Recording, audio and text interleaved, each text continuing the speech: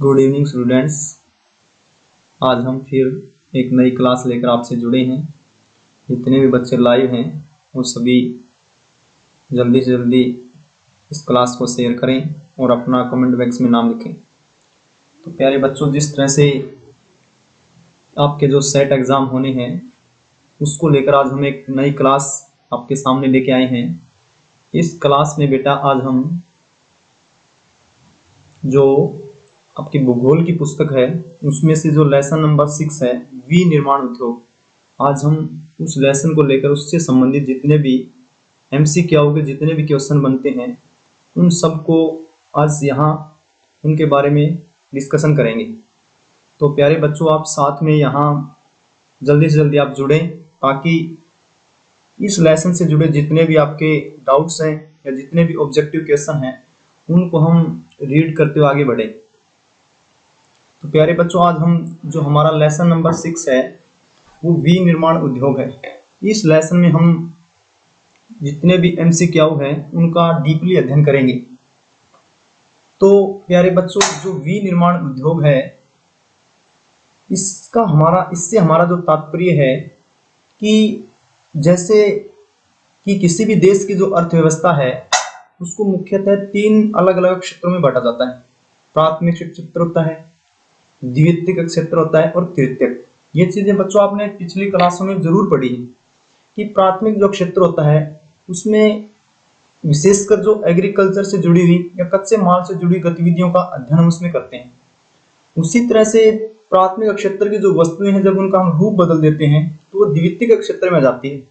तो हमारा जो विनिर्माण उद्योग है वो भारत की जो अर्थव्यवस्था है उसके अलग अलग सेक्टर है उनमें से दूसरे नंबर पर आता है ये, ठीक है ना। दूसरे नंबर की जो गतिविधियां हैं उनमें हम विनिर्माण उद्योग का अध्ययन करते हैं।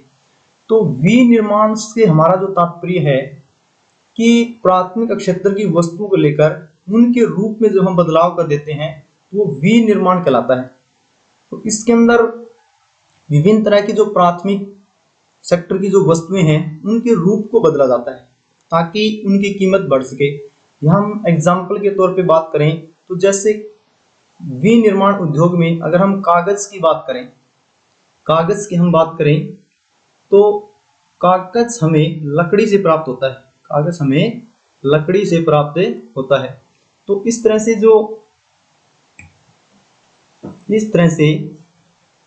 जो लकड़ी है, लकड़ी से हमने जो कागज प्राप्त किया है वो विनिर्माण के क्षेत्र के अंतर्गत आता है। उसी तरह से बच्चों, जैसे हमने प्राथमिक क्षेत्र से अगर गन्ना प्राप्त किया है और उसको हम जब उसका रूप बदलकर उससे चीनी या फिर खांडसारी बनाते हैं तो वो भी हमारा विनिर्माण क्षेत्र के अंतर्गत आता है। तो यहाँ बच्चों आज इस लेसन में हम यही पढ़ेंगे। तो हम थोड़ा सा जो पढ़ेंगे वो MCQ के आधार पे पढ़ेंगे इसमें। तो चलो आगे बढ़ते हैं। अब हम जल्दी से जल्दी सभी बच्चे हमारे साथ लाइव जुड़ें और इस वीडियो को शेयर करें और लाइक करें और कमेंट बॉक्स में अपना नाम लिखते जाएं। तो इसमें आज हम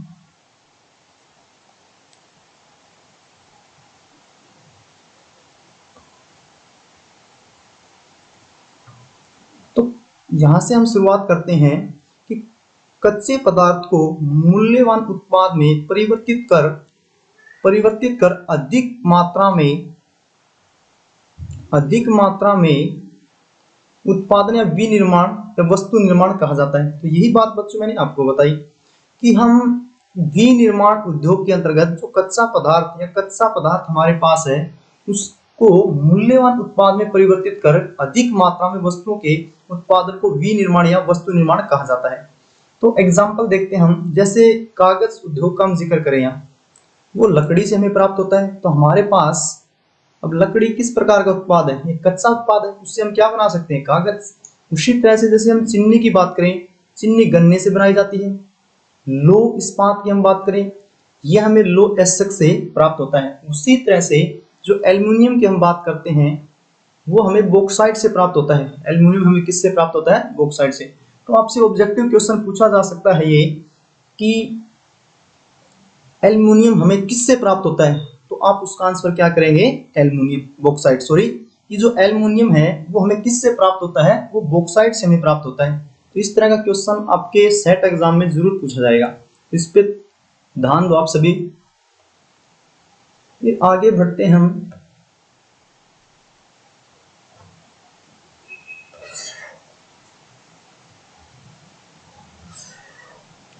फिर आगे हम देखते हैं इसमें, उसी तरह से क्या आप यह भी जानते हैं कि कई किस्म के कपड़े ऐसे रेशे से बनते हैं जो रेशा उद्योग में बनते हैं। द्वितीय कार्यों में लगे व्यक्ति कच्चे माल को परिष्कृत वस्तु में परिवर्तित करते हैं। स्टील, कार, कपड़ा उद्योग, बेकरी, पेय पदार्थ संबंधी उद्योगों में लगे श्रमिक इसी वर्ग के अंतर्गत आते हैं। कुछ व्यक्ति सेवाएं प्रदान करने में रोजगार पाते हैं। इस अध्याय में हम द्वितीय क्रियाएं के अंतर्गत विनिर्माण उद्योग के विषय में पढ़ेंगे। तो अब विनिर्माण जो उद्योग है उसका विशेष महत्व क्या है, हम उसका अध्ययन करते हैं यहाँ। तो विनिर्माण में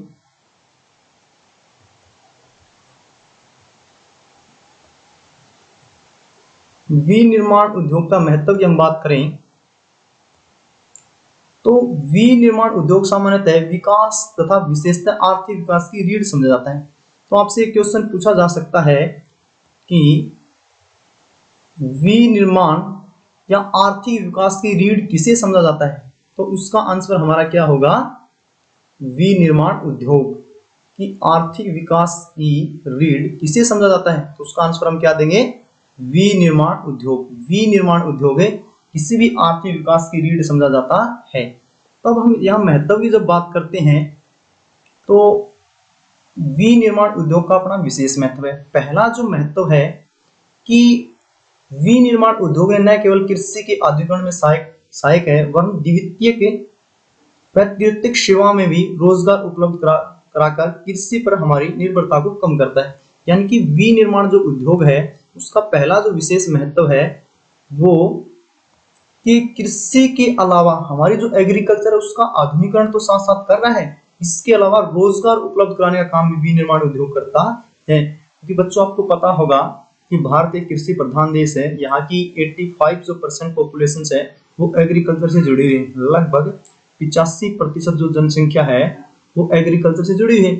अगर हमें, और वहाँ बहुत से मान ले जिनके पास जमीनें हैं वो लोग वहां से अपना रोजगार प्राप्त करते हैं। अगर हमारे देश में ज्यादा से ज्यादा विनिर्माण उद्योग स्थापित होंगे तो उन्हें क्या मिलेंगे, फिर रोजगार मिलेंगे, और कृषि पर जिनकी निर्भरता है वो धीरे धीरे कम होने लगेगी और वो उन उद्योगों के अंदर काम करके अपना रोजगार प्राप्त कर सकते हैं। पहली विशेषता है, पहला महत्व हम ये बता सकते हैं।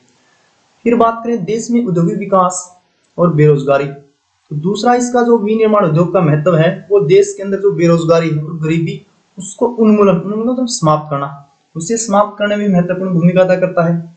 फिर इसके अलावा हम नीचे चलते हैं कि निर्मित वस्तुओं के निर्यात वाणिज्यिक व्यापार को बढ़ाता है। यानी कि विनिर्माण के अंतर्गत जो वस्तुओं का जितना ज्यादा निर्माण होगा, जितने ज्यादा हमारे देश के अंदर विनिर्माण उद्योग होंगे उतनी ज्यादा हम वस्तुओं का निर्माण करेंगे, और निर्माण करने के साथ उन वस्तुओं को दूसरे देशों क्या करेंगे, हमें निर्यात भी करेंगे। इससे वहां की जो मान मुद्राएं हैं, वहां से जो मान वाणिज्यिक व्यापार है वो हमारा बढ़ेगा। इस कारण इसका विशेष अपना महत्व है। अब नीचे चलते हैं कि वे देश ही विकसित हैं जो कच्चे माल को विभिन्न तथा अधिक मूल्यवान तैयार माल में विनिर्मित करते हैं।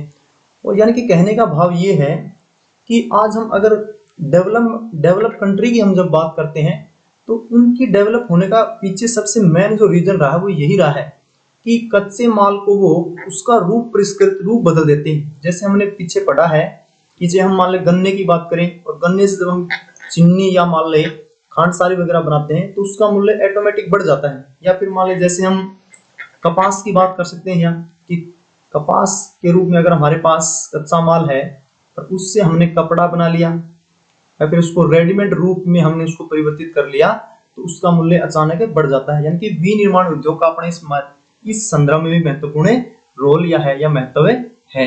तो इस तरह से जो विनिर्माण उद्योग है उनका अपना एक विशेष महत्व है। कृषि तथा उद्योग एक दूसरे से पृथक नहीं है, ये एक दूसरे के पूरक हैं। उदाहरण कि भारत में कृषि पर आधारित उद्योगों ने कृषि पैदावार बढ़ोतरी को प्रोत्साहित किया है।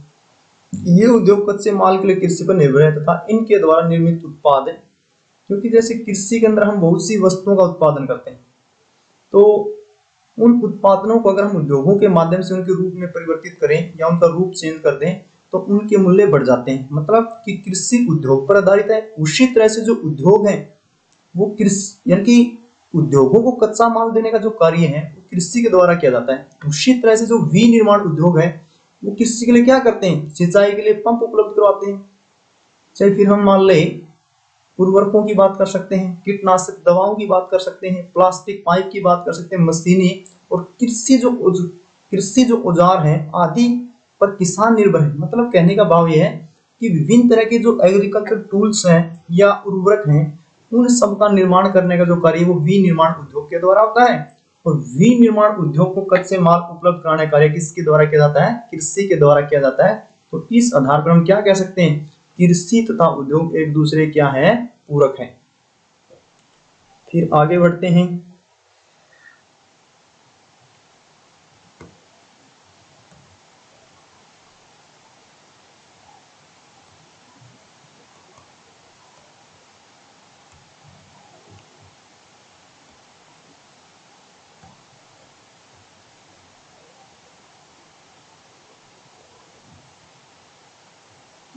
आज वैश्वीकरण के युग में हमारे उद्योगों को अधिक प्रतिस्पर्धी तथा सक्षम होने की आवश्यकता है। केवल आत्मनिर्भरता ही काफी नहीं है, हमारी वस्तुएं गुणवत्ता में अंतर्राष्ट्रीय स्तर पर हम अंतर्राष्ट्रीय बाजार में प्रतिस्पर्धा कर पाएंगे। यानी कि मतलब ये है कि अगर हम अपनी वस्तुओं का रूप परिवर्तित करके उनको अंतिम उत्पाद तक बनाकर जब उपभोक्ता तक पहुंचेगी तो उससे हमारे देश की जो विकास, हमारा देश जो आत्मनिर्भरता है वो काफी आगे बढ़ जाएगी और देश का विकास या देश की जो अर्थव्यवस्था है उसको एक नई गति मिलेगी। तो आगे चलते हैं। हम बात करते हैं कि राष्ट्रीय अर्थव्यवस्था में उद्योगों का योगदान, कि हमारे देश की जो राष्ट्रीय अर्थव्यवस्था है उसमें उद्योग का क्या योगदान है। तो उसके बारे में हम पढ़ेंगे अब कि पिछले 2 दशकों से जो हमारी सकल घरेलू उत्पाद में विनिर्माण उद्योग का योगदान 27% है। मतलब कि देश की जो जीडीपी है उसमें अगर हम विनिर्माण उद्योग की बात करें यानी कि ग्रोस डोमेस्टिक प्रोडक्ट्स, जीडीपी की फुल फॉर्म क्या है, ग्रोस डोमेस्टिक प्रोडक्ट, हिंदी में जिसको बच्चे कहते हैं सकल घरेलू उत्पाद, इसमें जो विनिर्माण उद्योग है उसका कितना प्रतिशत योगदान है, 27%। तो ये ऑब्जेक्टिव क्वेश्चन आपसे पूछा जा सकता है कि जीडीपी के अंदर जो विनिर्माण उद्योग है उसका कितना प्रतिशत योगदान है, 27। और 27 में भी यहाँ 2 भाग उनके बनाए गए हैं कि 17% की जो विनिर्माण है कि देश की जो औद्योगिक व्यवस्था है या उद्योग है जो देश के हमारे, उनका जीडीपी में कितना योगदान है, 27%। और उसमें से वस्तु निर्माण या विनिर्माण जो उद्योग है उसका कितना योगदान है, 17%। और 10% जो योगदान है वो खनिज, खनन, गैस और विद्युत उद्योग, इन उद्योगों का योगदान माना जाता है। तो ये बात आपको बिल्कुल समझ में आ गई होगी कि जीडीपी में जो उद्योग है हमारे देश के, जो उद्योग है बड़े बड़े, उन उद्योगों का कितना योगदान है, 27%। और 17% जो योगदान है वो किसका है, विनिर्माण उद्योग का। और 10% जो योगदान है वो है खनिज, खनन, गैस, विद्युत आदि इन उद्योगों का माना जाता है। तो हम आगे बढ़ते हैं।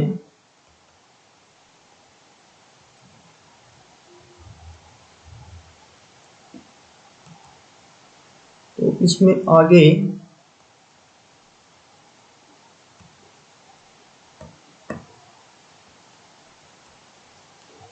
कि भारत की अपेक्षा अन्य पूर्वी एशियाई देशों में विनिर्माण का योगदान सकल घरेलू उत्पाद में 25 से 35% माना जाता है। तो हमने ये पीछे पढ़ा कि भारत में जो विनिर्माण उद्योग है उसका योगदान कितना है, 17%। अगर हमारे पड़ोसी देश या पूर्वी एशियाई देशों का जब हम बात करते हैं तो उनका जो योगदान है जीडीपी के अंदर 25 से 35% माना जाता है। पिछले 1 दशक में भारतीय विनिर्माण क्षेत्र में 7% प्रति वर्ष की दर से बढ़ोतरी हुई। यानी कि विनिर्माण जो क्षेत्र है उसकी हम बढ़ोतरी की बात करें तो कितनी परसेंट है, 7%। बढ़ोतरी की दर अगले दशक में 12% अपेक्षित है। वर्ष 2003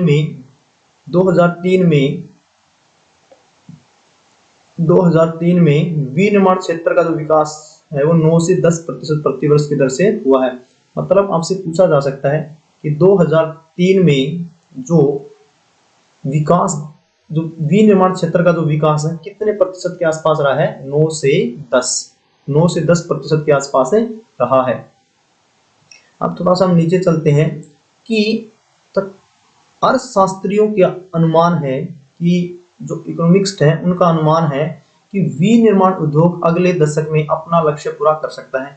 इस उद्देश्य से राष्ट्रीय विनिर्माण प्रतिस्पर्धा परिषद की स्थापना की गई। बच्चों, इसकी जो स्थापना है वो 2004 में हुई थी। ध्यान दो कि देश के अंदर विनिर्माण जो उद्योग है वो ज्यादा से ज्यादा देश की जीडीपी में योगदान दे, इसलिए इस तरह की परिषद की स्थापना की गई है।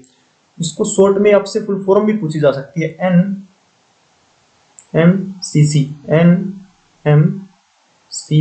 यानी कि इसकी फुल फॉर्म क्या? National manufacturing competitiveness councils. इसकी जो स्थापना है कब हुई थी? 2004 में। तो ये फुल फॉर्म आपको अच्छे से लर्न करनी है। हो सकता है कल सेट के एग्जाम में आपसे पूछी जाए कि नेशनल मैन्युफैक्चरिंग कॉम्पिटिटिवनेस काउंसिल, जो राष्ट्रीय विनिर्माण प्रतिस्पर्धा परिषद है, इसकी जो स्थापना करने का उद्देश्य है कि देश के अंदर विनिर्माण जो उद्योग है उनको बढ़ावा देना और उनको ज्यादा से ज्यादा सुविधाएं उपलब्ध करा के देश की जीडीपी में उनके योगदान को और बढ़ाना है।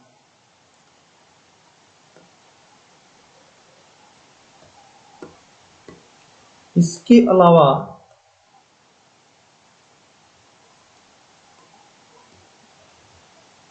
हम बात करें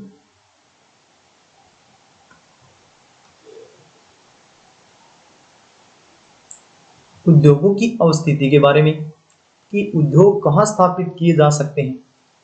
ये भी एक अच्छा टॉपिक है कि उद्योगों की स्थापना संभवतः जटिल है, क्योंकि उद्योग स्थापित करना आसान नहीं। बहुत सी चीजें हैं जिनको सामने रखकर उद्योग स्थापित किए जाते हैं।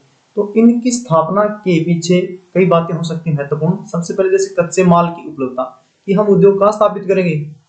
जहां हमें कच्चा माल उपलब्ध होगा।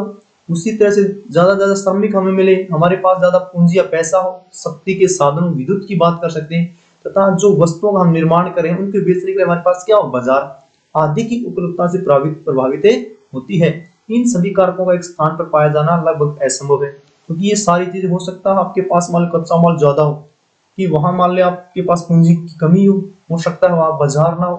तो ये हम कह सकते हैं कि उद्योग की अवस्थिति स्थापित करते समय जो आवश्यक इसके कारक हैं वो सभी एक स्थान पे पाए जाएं, ये संभव नहीं है। लेकिन फिर भी मान ले कई रीजन रहते हैं या कई मान ले दूसरी जो आज यातायात के बहुत फास्टली हमारे पास साधन है उनकी वजह से वो चीजें स्थापित की जा सकती है।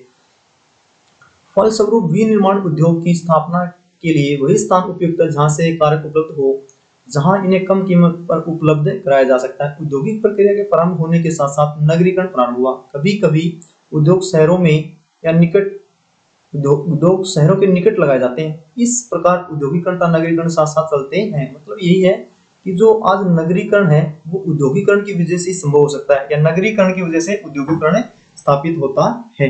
क्योंकि नगर उद्योगों को बाजार तथा सेवाएं जैसे मान ले जो नगर हैं वो उद्योगों को बहुत चीजें प्रोवाइड करा सकते हैं। जैसे बैंकिंग की हम बात करें, बीमा की हम बात कर सकते हैं, परिवहन की हम बात कर सकते हैं, श्रमिकों की बात कर सकते हैं, वित्तीय सलाह आदि उपलब्ध कराते हैं। तो इनकी वजह से भी जो उद्योग हैं वो नगरों के आसपास स्थापित किए जाते हैं, क्योंकि ये सारे जितने भी कंपोनेंट मैंने बताए हैं वो सारे के सारे उद्योगों के लिए अति आवश्यक माने जाते हैं। तो नगरों द्वारा दी गई सुविधाओं से लाभान्वित कई बार बहुत से उद्योग नगरों के आसपास केंद्रित हो जाते हैं, जिसे संपूर्ण बचत कहा जाता है। तो आपसे पूछा जा सकता है कि संवहन बचत क्या होती है? कि संवहन जो बचत है कि संवहन बचत से हमारा तात्पर्य क्या है कि जब बड़े बड़े जो उद्योग हैं वो उद्योग नगरों के आसपास जब केंद्रित हो जाते हैं और नगरों के अंदर जो सुविधाएं बैंकिंग, बीमा, परिवहन, श्रमिक, वित्तीय सलाह, उनकी वजह से बहुत ज्यादा बचत की संभावना होती है, इसे संवहन बचत कहा जाता है। तो फिर हम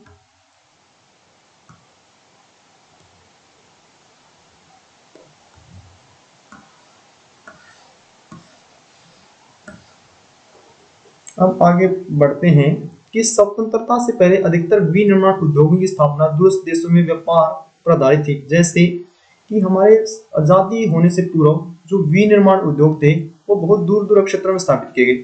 कि इनमें जो विशेषकर जैसे हम बात करें कि मुंबई, कोलकाता और चेन्नई आदि नगरों में इनकी स्थापना की गई थी। परिणाम स्वरूप कुछ नगर औद्योगिक केंद्र के रूप में उभरे जो ग्रामीण कृषि पृष्ठ प्रदेश से घिरे थे। अब उद्योग और बाजार का संबंध देखते हैं कि सबसे पहले किसी भी उद्योग में हमें निवेश करना होगा। तो निवेश में क्या क्या चीज हो सकती है? कच्चा माल तथा उसके घटक, यानी कि जितना भी जो कच्चा माल है हम किसी उद्योग के अंदर क्या करेंगे? निवेश। फिर उत्पादन घटक कि निवेश के बाद हम उस उत्पादन के लिए हमारे पास क्या क्या चीजें होनी चाहिए? अगर हमें उद्योग लगाना है तो हमारे पास क्या होनी चाहिए? भूमि होनी चाहिए, श्रम, काम करने वाले, पूंजी, पैसा, उद्यमी, स्किल्डफुल जो इंसान है वो होने चाहिए। तो इस आधार पर हम उद्योग लगा सकते हैं। फिर उद्योग के बाद जो हमारे पास ये चीजें पहुंचाने के लिए हमें किसकी आवश्यकता है? परिवहन की आवश्यकता है। फिर हमारे पास कारखाना हमें स्थापित करना पड़ेगा।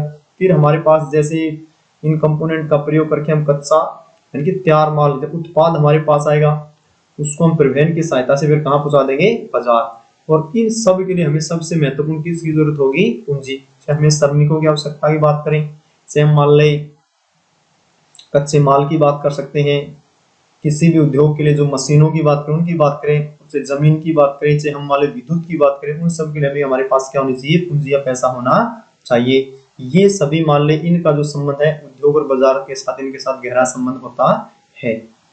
फिर आगे बढ़ते हैं।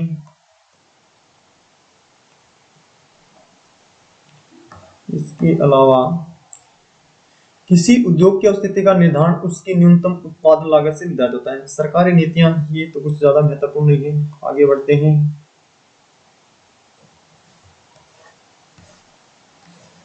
अब पढ़ते हैं उद्योगों का वर्गीकरण।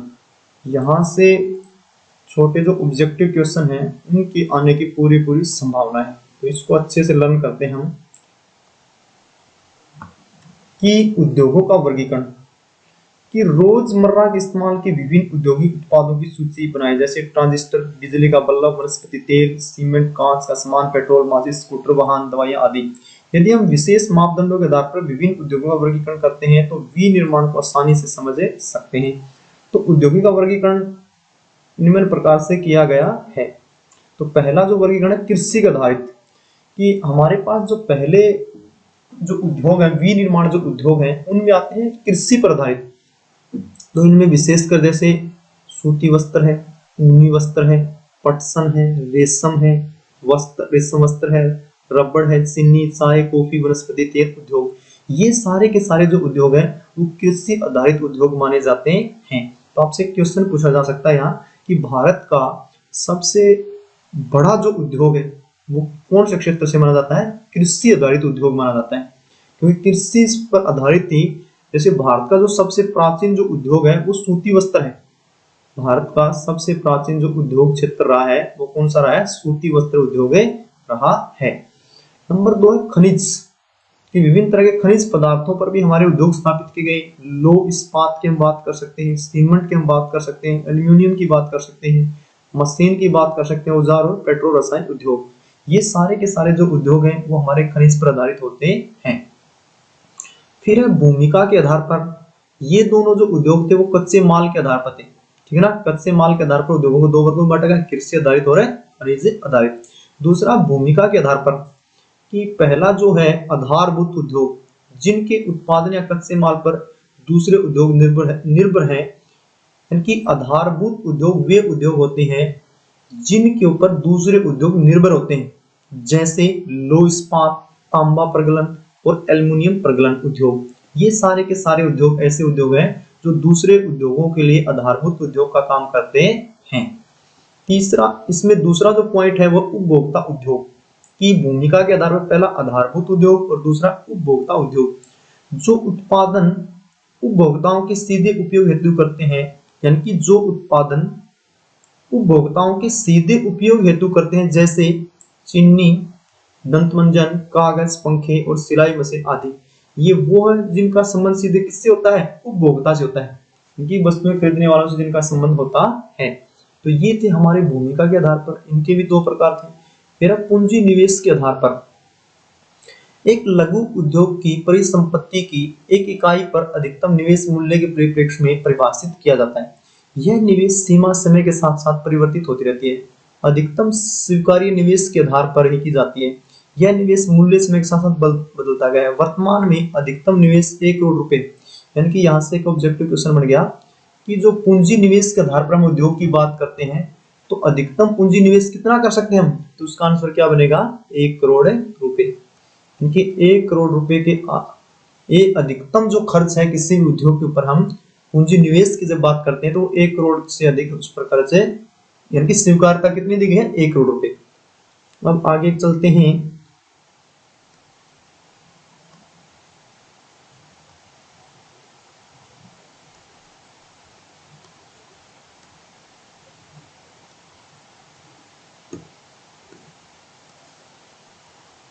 फिर है स्वामित्व के आधार पर, कि स्वामित्व की बात करें, स्वामित्व का तात्पर्य है कि उन उद्योगों का मालिक कौन होगा।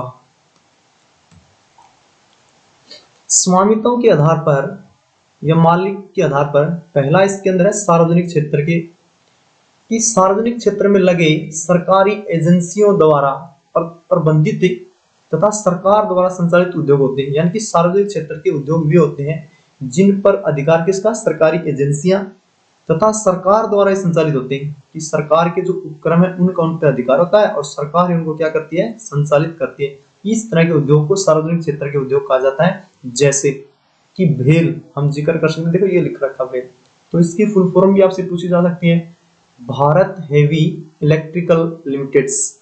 भेल किस तरह का एक उद्योग है, सार्वजनिक क्षेत्र का उद्योग है। दूसरा SAIL, steel authority of India limiteds. ये दोनों उद्योग ऐसे उद्योग क्षेत्र हैं जो सार्वजनिक क्षेत्र के अंतर्गत आते हैं, क्योंकि इनके ऊपर जो नियंत्रण है वो किसका है, सरकार का है, या सरकार की एजेंसियां और सरकार के द्वारा इनका संचालित किया जाता है।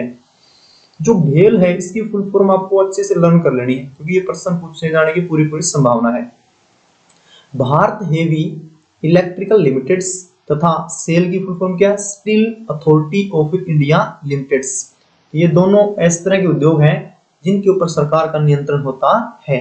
फिर हम बात करते हैं निजी क्षेत्र के उद्योग, जिनका एक व्यक्ति के स्वामित्व या उसके द्वारा संचालित अथवा लोगों के स्वामित्व में या उनके द्वारा संचालित, माने कहने का भाव ये है कि जिन पर किसी व्यक्ति विशेष का अधिकार होता है उनको निजी क्षेत्र के उद्योग कहा जाता है। इसके अंदर जैसे टिस्को की हम बात कर सकते हैं, बजाज ऑटो लिमिटेड की बात कर सकते हैं, डाबर उद्योग की बात कर सकते हैं। ये वे उद्योग हैं जिन पर किसी एक निजी व्यक्ति के स्वामित्व के अंतर्गत ये काम करते हैं। देखो जो टिस्को मान ले आपकी हिस्ट्री की बुक में भी आया है टिस्को, इसकी फुल फॉर्म आपसे पूछी जा सकती है, Tata iron and steel company. इसकी स्थापना कब हुई थी, 1907 में, और वर्तमान में जमशेदपुर में स्थित है। जमशेदपुर में स्थित है। तो टिस्को है वो किस तरह का उद्योग है, एक तरह का निजी क्षेत्र का उद्योग है, जिसकी स्थापना कब हुई थी, 1907 में। कहाँ हुई थी, जमशेदपुर के अंतर्गत। फिर हम बात करते हैं, फिर हम आगे चलते हैं। फिर संयुक्त उद्योग की हम जब बात करते हैं कि वैसे उद्योग जो राज्य सरकार और निजी क्षेत्र के संयुक्त प्रयास से चलाए जाते हैं उन्हें संयुक्त उद्योग के क्षेत्र कहा जाता है। संयुक्त मतलब दोनों, कि जिसपे से मान लो राज्य सरकार की बात हम कर सकते हैं और निजी क्षेत्र दोनों जब मिलकर उसको चलाएं तो उसको संयुक्त उद्योग या संयुक्त क्षेत्र के उद्योग कहा जाता है। जैसे इसमें ऑयल है, ऑयल इंडिया लिमिटेड, ये फुल फॉर्म भी आपको अच्छे से लर्न कर लेनी है। ऑयल इंडिया लिमिटेड पूछा जा सकता है कि ऑयल किस प्रकार का उद्योग है, तो आपका आंसर क्या बनेगा, संयुक्त उद्योग या संयुक्त क्षेत्र का उद्योग।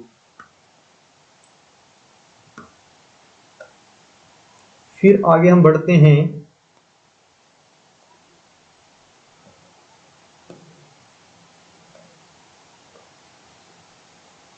फिर है सहकारी क्षेत्र, सहकारी उद्योग, कि जिनका स्वामित्व कच्चे माल की पूर्ति करने वाले उत्पादकों, श्रमिकों या दोनों के हाथ में होता है। मतलब सहकारी क्षेत्र के उद्योग वे क्षेत्र होते हैं जिनका जो स्वामित्व है, जो कच्चा माल जहां से प्राप्त होता है और कच्चा माल कि पूर्ति करने वाले उत्पादक जो है, यानी कि कच्चा माल जहां से प्राप्त हो, वो दूसरा जो वहां काम कर रहे हैं, उन दोनों के हाथ में उसका उसका अधिकार क्षेत्र होता है। उनको सहकारी उद्योग कहा जाता है। मतलब कच्चे माल और जहां कच्चे माल को लेकर वस्तुओं का जो निर्माण कर रहे हैं, उन दोनों का उसके ऊपर क्या होता है, अधिकार होता है। इस तरह के उद्योग को सहकारी उद्योग कहा जाता है।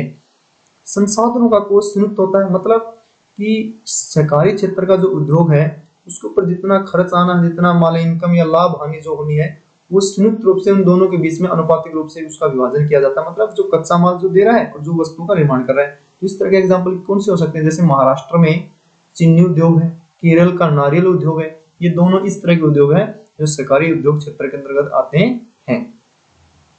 कच्चे माल तथा तैयार माल की मात्रा भार के आधार पर कि भारी उद्योग जैसे लौह और इस्पात, इनको मतलब कच्चे माल तथा तैयार माल की मात्रा कि जहां बहुत ज्यादा मात्रा में और बहुत ज्यादा भारी जो उद्योग होते हैं, उनको कच्चे माल तैयार माल के आधार पर भारी उद्योग कहा जाता है, जैसे लोहा और इस्पात। हल्के उद्योग जो कम भार वाले कच्चे माल का प्रयोग कर हल्के तैयार माल का उत्पादन करते हैं, जैसे विद्युतीय उद्योग। ठीक है ना, विद्युत उद्योग के अंतर्गत विशेषकर जो बिजली का जो सामान है वो हल्के उद्योगों के अंतर्गत आता है। अब हम नीचे चलते हैं।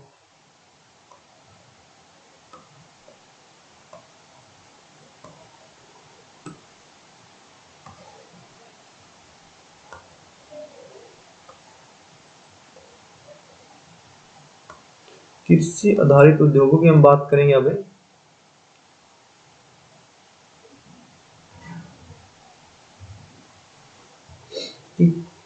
कृषि आधारित जो उद्योग हैं,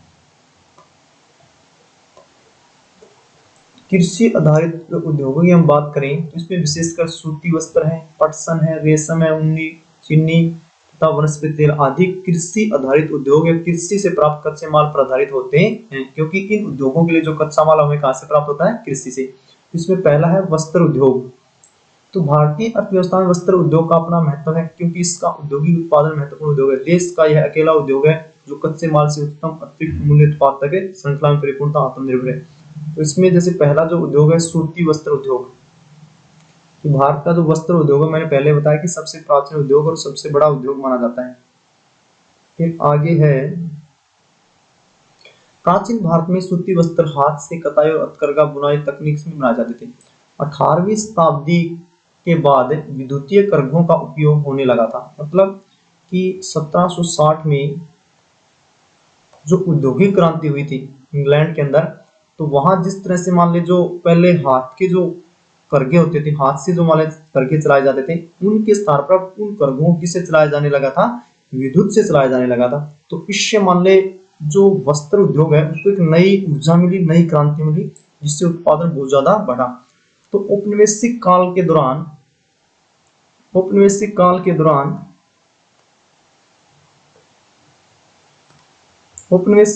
दौरान परंपरागत उद्योग को बहुत हानि हुई, क्योंकि हमारे उद्योग इंग्लैंड के मशीन निर्मित वस्त्रों में प्रतिस्पर्धा नहीं कर पाए। मैंने पहले बताया कि इंग्लैंड के अंदर जो औद्योगिक क्रांति, उसकी वजह से हमारे जो उद्योग थे वो ज्यादा कुछ मान ले कर पाए नहीं थे।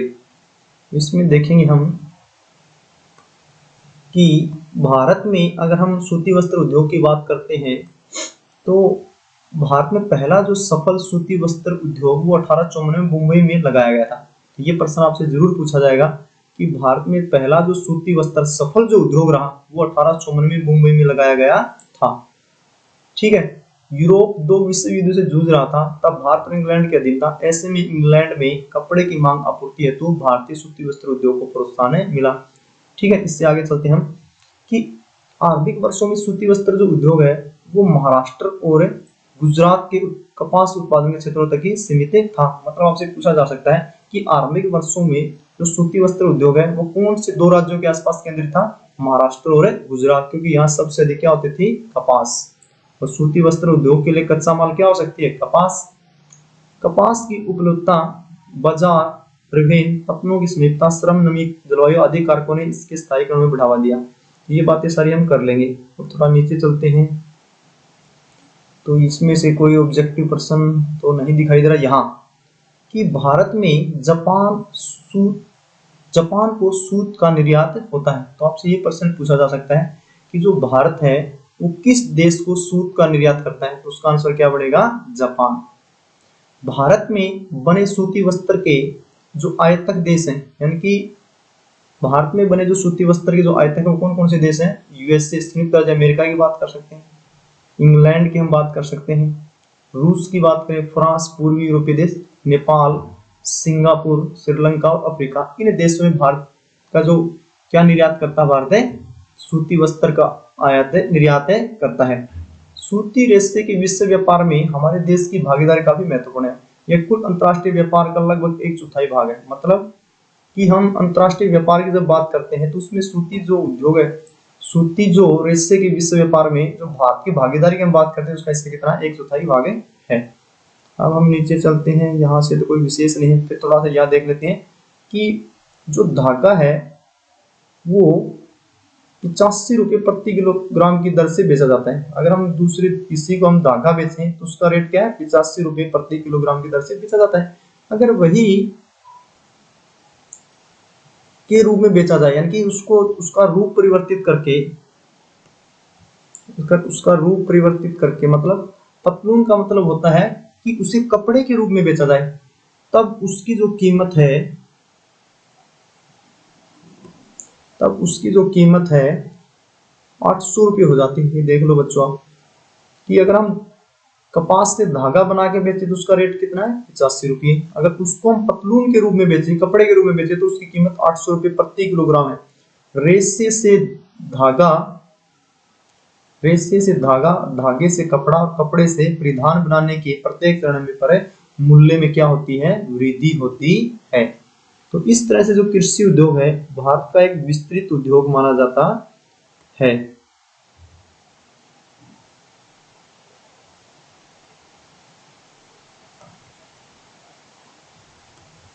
इसके अलावा आगे हम बढ़ते हैं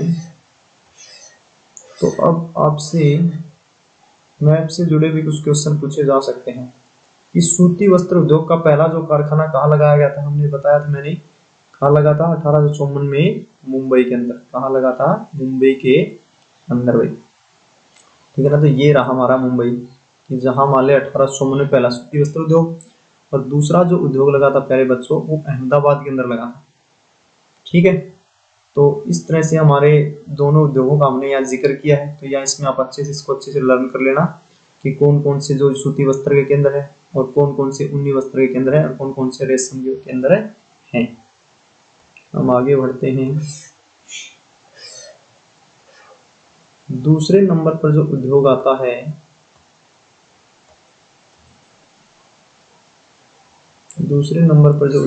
है वो है पटसन उद्योग। हम पटसन उद्योग को भी अच्छे से पढ़ते हैं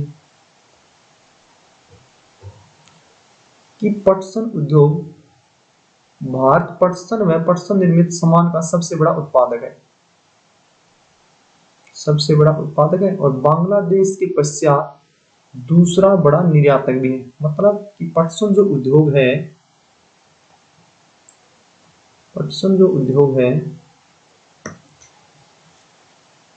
वो एक बहुत बड़ा उद्योग है। और हम भारत की बात करते हैं, पटसन को जूट भी कहा जाता है। जूट जो उद्योग है वो भारत का एक बहुत बड़ा उद्योग है। और इसके अगर हम वस्तुओं की बात करें तो उसमें उत्पादकता की बात करें तो उसमें भारत का कौन सा स्थान है? पहला। और जब हम निर्यातक की बात करते हैं तो निर्यातक में पहला स्थान किसका है? बांग्लादेश का। तो आपको अच्छे से लर्न कर लेना है कि पटसन निर्यातक जो देश है वो पहला स्थान किसका है? बांग्लादेश का। दूसरा किसका है? भारत का। 2010-11 में भारत में लगभग 80 पटसन उद्योग थे। ये भी अच्छे से कर लेना है कि 2010-11 में कितने उद्योग थे? टोटल है 80 पटसन उद्योग। कितने थे? 80। इनमें से अधिकांश पश्चिम बंगाल की हुगली नदी पर स्थित थे। मतलब ये भी पूछा जा सकता है कि जो अधिकांश 80 जो पटसन उद्योग थे वो किस राज्य में स्थित थे? पश्चिम बंगाल में। और किस नदी किनारे? हुगली नदी किनारे, जो 98 किलोमीटर लंबी तथा 3 किलोमीटर चौड़ी एक संकरी मेखला में स्थित थे। तो यहाँ से ऑब्जेक्टिव क्वेश्चन और बनेगा, भारत का जो पहला पटसन उद्योग है वो कहाँ स्थापित हुआ और कब? ये आपसे जरूर पूछा जा सकता है सेट एग्जाम में। कलकत्ता के निकट रिसरा में 1855 में लगाया गया था। और 1939 में देश के विभाजन के पश्चात पटसन मिलें तो भारत में रहेगी, लेकिन 3/4 जूट उत्पादक क्षेत्र वो किस देश में रहेगा? पूर्वी पाकिस्तान, जिसे आज क्या कहा जाता है? बांग्लादेश। तो इसको भी अच्छे से लर्न कर लेना है कि भारत का पहला जो पटसन उद्योग है वो कहाँ स्थापित हुआ? कोलकाता के निकट रिसना में। कब है? 1855 के अंदर। तो ये भी आपका हो गया। इसके अलावा आगे बढ़ते हैं।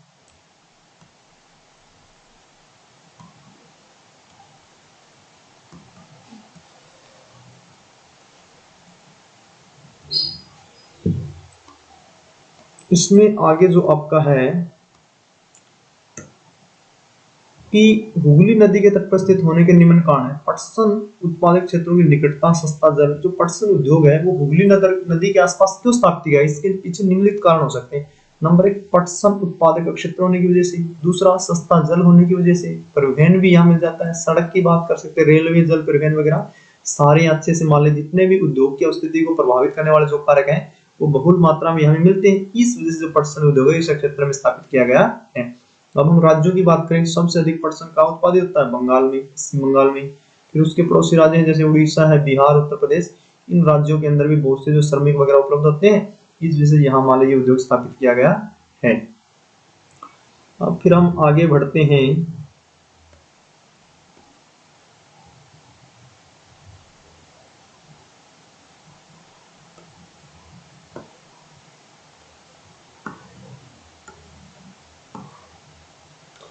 फिर अगला जो उद्योग है चीनी उद्योग। कि चीनी उद्योग भी भारत का एक कच्चे माल पर आधारित एक विशेष उद्योग माना जाता है। कि चीनी उद्योग भारत का चीनी उत्पादन में विश्व में दूसरा स्थान है। अगर हम भारत की बात करें तो दूसरा स्थान है, और पहला जो स्थान है वो है ब्राजील का। चीनी उत्पादन में पहला जो स्थान है वो किस देश का है? ब्राजील का। और भारत का स्थान कौन सा है? दूसरा। लेकिन गुड़ और खांड सारी के उत्पादन में इसका प्रथम स्थान है। मतलब अगर चीनी उत्पादन की हम बात करते हैं तो उसमें भारत का स्थान कौन सा है? दूसरा। अगर गुड़ व खांड सारी के उत्पादन की हम बात करते हैं उसमें भारत का स्थान कौन सा है? प्रथम स्थान माना जाता है। फिर देखते हैं कि जो चीनी मिलें हैं वो कहाँ का स्थापित है? उत्तर प्रदेश, बिहार, महाराष्ट्र, कर्नाटक, तमिलनाडु, आंध्र प्रदेश, गुजरात, पंजाब, हरियाणा और मध्य प्रदेश आदि राज्यों के अंदर फैली हुई है। चीनी मिलों का 60% चीनी मिलें हैं वो 2 राज्यों के अंदर अवस्थित है। वो कौन से 2 राज्य हैं? उत्तर प्रदेश और बिहार। ये आपको अच्छे से लर्न कर लेना है कि चीनी मिलों की हम बात करते हैं वो सबसे अधिक 60% जो चीनी मिलें हमारे देश की वो कौन से 2 राज्यों में स्थित है? उत्तर प्रदेश और बिहार। अब चलते हैं नीचे। अब खनिज आधारित हम उद्योगों का अध्ययन करेंगे। यहाँ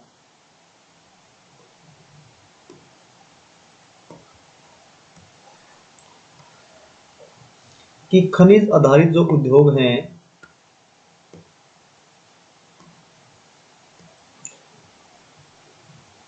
वे उद्योग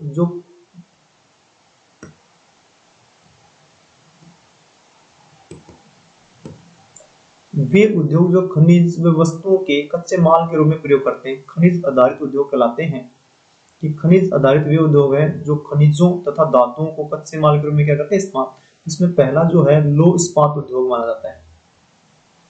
लौह तथा इस्पात उद्योग एक आधारभूत उद्योग है क्योंकि अन्य सभी भारी, हल्के और मध्यम उद्योग इनसे बनी मशीनरी पर निर्भर होते हैं। तो आपसे पूछा जा सकता है कि किस उद्योग को आधारभूत उद्योग भी कहा जाता है? तो उसका आंसर क्या बनेगा? लौह इस्पात उद्योग। इस उद्योग को आधारभूत उद्योग भी कहा जाता है क्योंकि दूसरे जितने भी उद्योग है वो इस उद्योग पर ही निर्भर रहते हैं। तो ये इसमें हम कर लेंगे आराम से। फिर आगे है तो यहाँ जो ऑब्जेक्टिव क्वेश्चन है हम उस पर थोड़ा सा ध्यान देते चलते हैं कि जो लौह इस्पात उद्योग है अगर हम मान लें इसके कि हमें लौह इस्पात का अगर निर्माण करना है तो इसके लिए कच्चा माल क्या होगा? इस उद्योग के लिए लौह एसिड, कोकिंग कोल और चूना पत्थर का अनुपात लगभग 4:2, 2:1 का होना आवश्यक है। कि अगर हमें लौह इस्पात का निर्माण करना है, अगर हमें लौह इस्पात का निर्माण करा तो कच्चा माल के रूप में हमारे पास क्या होना चाहिए? लौह एसिड होना चाहिए, कोकिंग कोयला होना चाहिए और चूना पत्थर। और इनका तीनों का अनुपात कितना होना चाहिए, पूछा जा सकता है आपको आपसे 4:2:1 होना चाहिए। इस अनुपात का मिश्रण और साथ में हमारे पास क्या होना चाहिए, मैग्नीज भी कुछ मात्रा की आवश्यकता होती है। अगर हमें लोह इस्पात का निर्माण करना है तो हमारे लिए कच्चा माल क्या होना चाहिए, लोहेस्य, क्योंकि कोकिंग कोल तथा चूना पत्थर। और इनका अनुपात कितना होना चाहिए, 4:1, 4:2, 2:1 होना चाहिए। फिर हम नीचे चलते हैं यहाँ से कि 2018 में भारत में 106.5 मिलियन टन इस्पात का विनिर्माण का संसार में कच्चा उत्पादक में दूसरे स्थान पर है। यानी कि मान ले भारत में जो लोह इस्पात है उसके निर्माण की हम बात करते हैं तो उसमें भारत का स्थान कौन सा है, दूसरा है। और कितना मिलियन टन इस्पात का निर्माण करता है भारत है, 106.5। तो ये भी आपको अच्छे से लर्न कर लेना है कि 106.5 मिलियन टन इस्पात का विनिर्माण कर संसार में कच्चा इस्पात उत्पादन में भारत का कौन स्थान है, दूसरा। अब आगे बढ़ते हैं कि लोह का सबसे बड़ा उत्पादक, यह स्पंज लोह का सबसे बड़ा उत्पादक है। इस्पात के अधिक उत्पादन के बावजूद भी 2018 में यहाँ प्रति व्यक्ति खपत 70.9 किलोग्राम थी। 2018 में कितने थी, 70.9, जबकि इसी समय विश्व की जो प्रति व्यक्ति औसत जो खपत है वो 224.5 किलोग्राम मानी जाती है। तो यहाँ भी आपको ध्यान देने की आवश्यकता है कि प्रति व्यक्ति हमारे देश में जो लोह की खपत है, लोह या लोह इस्पात है, उसका कितना माल प्रति व्यक्ति यूज होता है। तो प्रति व्यक्ति अपने दैनिक जो क्रियाकलाप एग्रीकल्चर की बात कर सकते हैं, विभिन्न तरह के और भी जितने भी टूल्स वगैरह निर्माण होते हैं उनमें लोहे का कितना यूज करता है प्रति व्यक्ति, भारत में 70.9 किलोग्राम यूज करता है। इसी समय, कौन सा समय, 2018 में। तो हमारे यहाँ अगर विश्व की बात करें तो कितने खपत है, 224.5 किलोग्राम मानी जाती थी। तो ये भी आपको अच्छे से लर्न कर लेना है। ये कुछ आंकड़े दिए गए हैं कि भारत में कुल इस्पात उत्पादन, ये आपको यहाँ से ये अच्छे से लर्न कर लेना है दोनों, कि 2016-17 में कितनी थी, 101.3, और 2017-18 में थोड़ी सी मान लीजिए कम हुई है, 86.69% मिलियन मीट्रिक टन मानी गई, सॉरी, कि 2016-17 में 101.3 मीट्रिक टन थी और 2017-18 में कितनी थी, 86.69 मीट्रिक टन मानी गई है। तो भारत में अब इसमें भारत में 10 मुख्य संकलित उद्योग तथा बहुत छोटे इस्पात संयंत्र है। तो आपसे पूछा जा सकता है कि इसमें भारत में लोह इस्पात के मुख्य संकलित उद्योग कितने हैं, 10 मुख्य माने गए हैं। तो आगे बढ़ते हैं हम।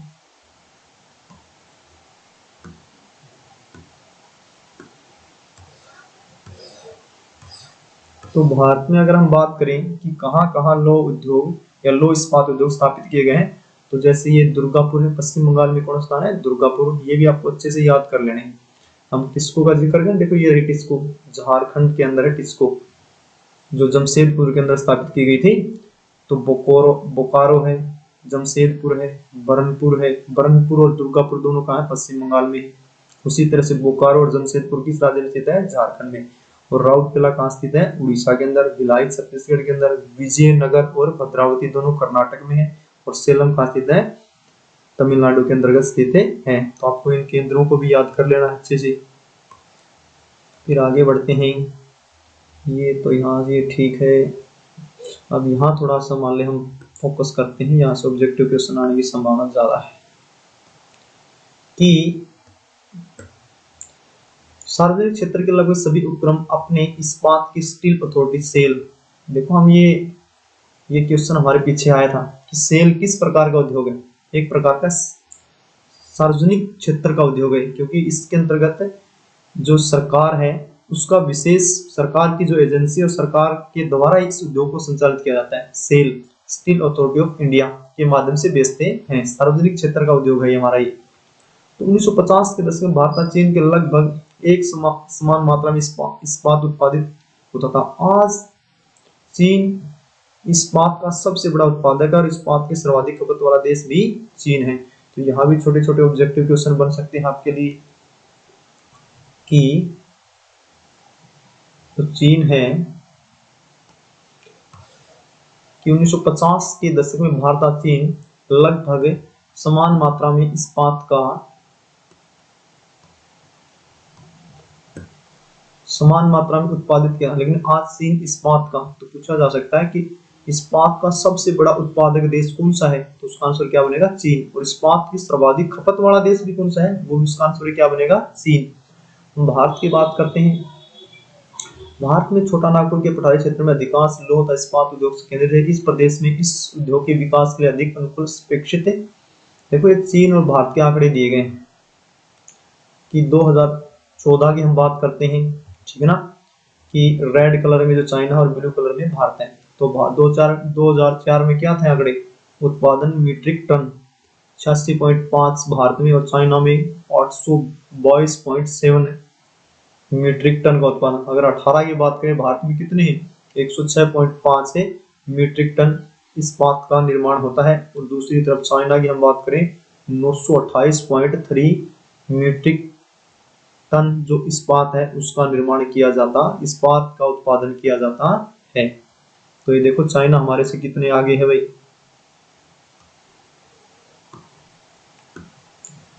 फिर आगे बढ़ते हैं हम। इसमें तो कोई विशेष नहीं है ऑब्जेक्टिव क्वेश्चन। यहाँ से हमने ये पता चला कि चीन है इस्पात उत्पादक और खपत में विश्व में प्रथम स्थान रखता है।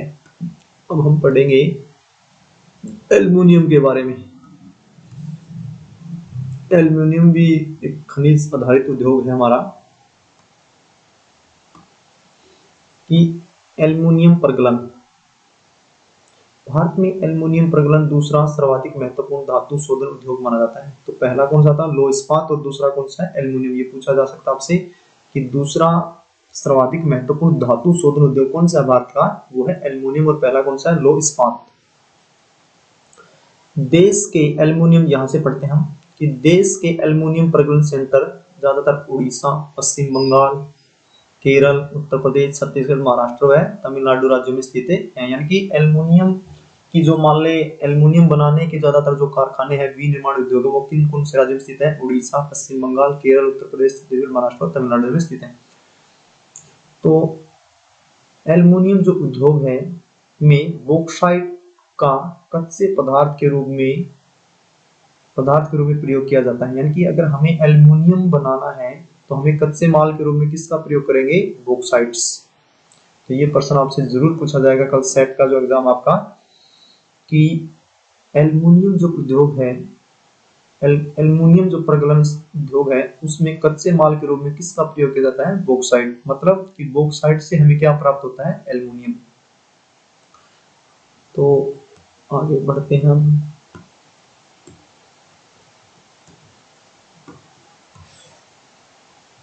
ये पढ़ लेना आप यहाँ से। फिर रसायन उद्योग, अगला जो हमारा महत्वपूर्ण उद्योग है वो कौन सा है, रसायन उद्योग। हम रसायन उद्योग के बारे में पढ़ते हैं।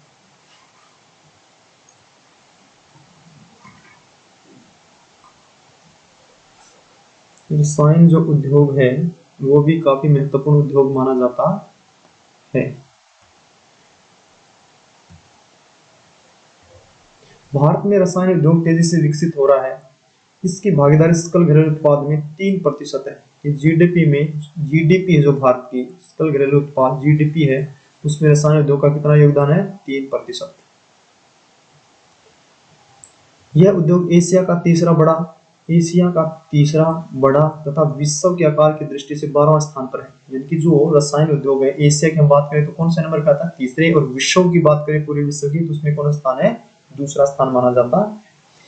इसमें विशेषकर अकार्बनिक तथा कार्बनिक दोनों क्षेत्रों की तीव्र वृद्धि दर्ज की गई। तो यहाँ से तो ठीक है, थोड़ा सा आगे और बढ़ते हैं हम।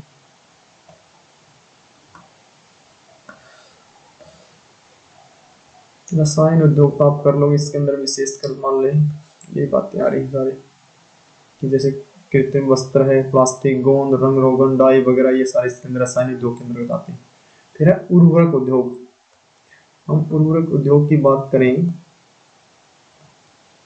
तो उर्वरक उद्योग नाइट्रोजन उर्वरक, मुख्यतः यूरिया, ठीक है, इसके अलावा डीएपी की हम बात कर सकते हैं, अमोनिया फास्फेट की बात कर सकते हैं। ये तीनों मुख्य पोषक उर्वरक नाइट्रोजन, फास्फेट, पोटाश शामिल है। के उत्पादन क्षेत्र में इधर केंद्रित है। तीसरा अर्थात पोटास पूर्णतः आयात किया जाता है। मतलब कि जो पोटास रूपी जो उर्वरक है इसका टोटली हम दूसरे देशों से क्या करते हैं, आयात। इसका मतलब ये भारत में इसका बहुत ही कम उत्पादन होता है। और ये आपसे पूछा जा सकता है कि कौन सा जो उर्वरक है उसका टोटली रूप से पूर्ण रूप से दूसरे देशों से आयात किया जाता है, तो वो कौन सा रासायनिक उर्वरक उद्योग है, वो है पोटास।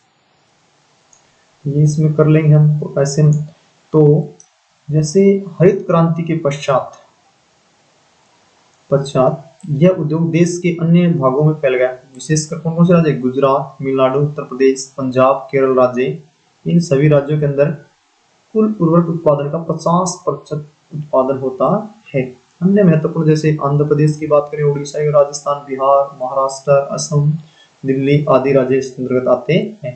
तो ये उर्वरक उद्योग का भी हम जिक्र कर सकते हैं। इसमें कौन कौन से, जैसे यूरिया है, फास्फेटिक है, डीएपी है, अमोनिया फास्फेट है। और विशेषकर हम पोटास की जब बात करते हैं, ये पूर्ण रूप से मान दूसरे देशों से आयात किया जाता है। राज्यों का हम बता सकते हैं आराम से। चलो आगे बढ़ते हैं।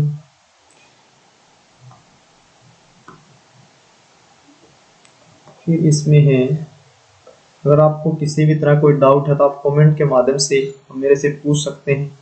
तो अगला जो उद्योग है हमारा, उस सीमेंट उद्योग के बारे में हम पढ़ेंगे। तो निर्माण कार्यों में, अगर हम निर्माण कार्यों की बात करें तो उसमें सीमेंट उद्योग का सबसे महत्वपूर्ण योगदान माना जाता है। जैसे घर है, कारखाने, पुल, सड़कें, हवाई अड्डा वगैरह वगैरह, ये सारे जिनके निर्माण में किसका प्रयोग किया जाता है, सीमेंट का उपयोग किया जाता है। तो इस उद्योग को भारी वस्तु कच्चे माल जैसे चूना, पत्थर, सिलिका और जिप्सम की आवश्यकता होती है। रेल परिवहन के तहत इसमें कोयला, विद्युत ऊर्जा की आवश्यकता होती है। तो इस उद्योग की इकाई गुजरात में लगाई गई। मतलब जो सीमेंट उद्योग, इसकी ज्यादातर जो इकाई किस राज्य में लगाई गई है, गुजरात के अंतर्गत लगाई गई है। तो हम आगे बढ़ते हैं। सीमेंट उद्योग के अंतर्गत है, ये आपका एक ऑब्जेक्टिव क्वेश्चन यहाँ से आ सकता है कि पहला जो सीमेंट उद्योग है इसकी स्थापना कब हुई थी, 1904 में। और कहाँ लगाया गया था पहला सीमेंट उद्योग है, चेन्नई के अंतर्गत। पहला जो सीमेंट उद्योग है वो कहाँ लगाया गया था, चेन्नई में। और कब लगा था, 1904 में। तो इसमें तो हम ये कर लेंगे। फिर है मोटर गाड़ी उद्योग। मोटर गाड़ी जो उद्योग है, मोटर गाड़ी यात्री तथा सामान के तीव्र परिवहन के साधन। भारत में विभिन्न केंद्रों पर ट्रक, बसें, कार, मोटरसाइकिल, स्कूटर, तिपहिया उपयोगी वाहन निर्मित किए जाते हैं। ये भी हम कर लेंगे आराम से। अब आगे बढ़ते हैं थोड़ा सा, जहाँ से क्वेश्चन आने की संभावना है। सूचना प्रौद्योगिकी व इलेक्ट्रिकल उद्योग की इलेक्ट्रॉनिक उद्योग के अंतर्गत आने वाले उत्पादों में ट्रांजिस्टर से लेकर television, telephone, cellular, telecoms, telephone exchange, radar, computer, दूरसंचार उद्योग के लिए उपयोगी अनेक उपकरण बनाए जाते हैं। तो जो इलेक्ट्रिकल उद्योग है उसमें विशेषकर जैसे क्या क्या, टीवी की बात कर सकते हैं, टेलीफोन की बात कर सकते हैं, ठीक है, टेलीफोन एक्सचेंज की हम बात करें, रडार की हम बात कर सकते हैं, कंप्यूटर, ये सारे के सारे जो उद्योग है वो किस, जितने भी माल उत्पाद है ये सारे किस उद्योग के अंतर्गत आते हैं, ये इलेक्ट्रिकल उद्योग के अंतर्गत आते हैं। फिर हम बात करें तो जो बेंगलुरु है,